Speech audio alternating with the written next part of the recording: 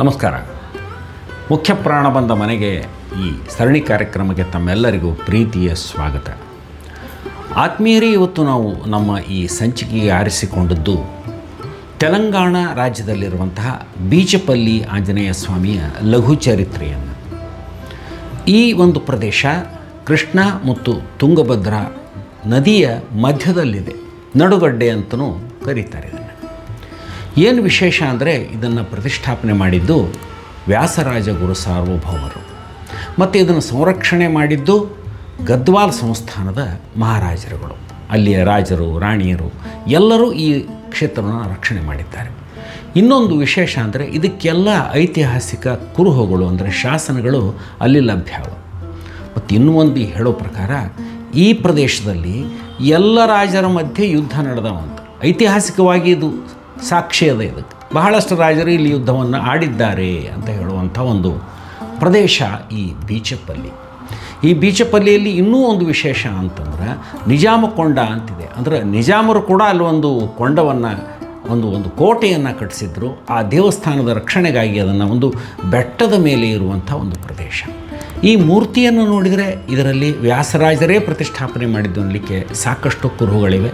ಅಂದರೆ ಬಾಲಕ ಗಂಟೆ, ಶಿಖೆ, ಅಭಯಹಸ್ತ ಎಲ್ಲವೂ ಅಲ್ಲಿ ನೋಡ್ಲಿಕ್ಕೆ ಸಿಗ್ತವೆ.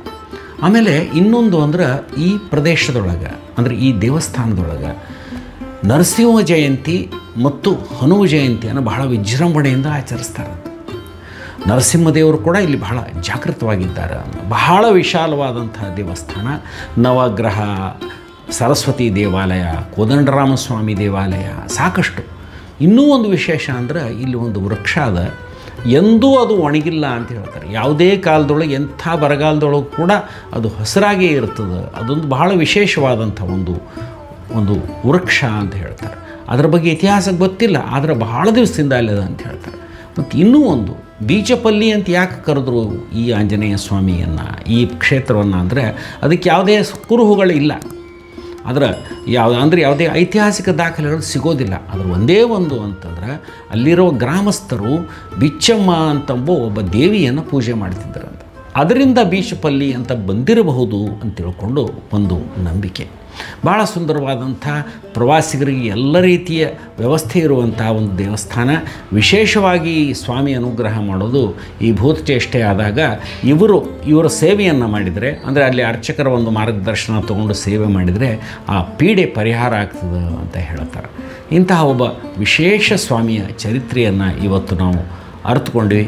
ಮುಂದಿನ ಶನಿವಾರ ಮತ್ತೂ ಒಬ್ಬ ಸ್ವಾಮಿಯ ಚರಿತ್ರೆಯೊಂದಿಗೆ ತಮ್ಮೆಲ್ಲರನ್ನ ಭೇಟಿಯಾಗ್ತೀನಿ. ಜೈ ಶ್ರೀರಾಮ್, ಜೈ ಬಜರಂಗಬಲಿ.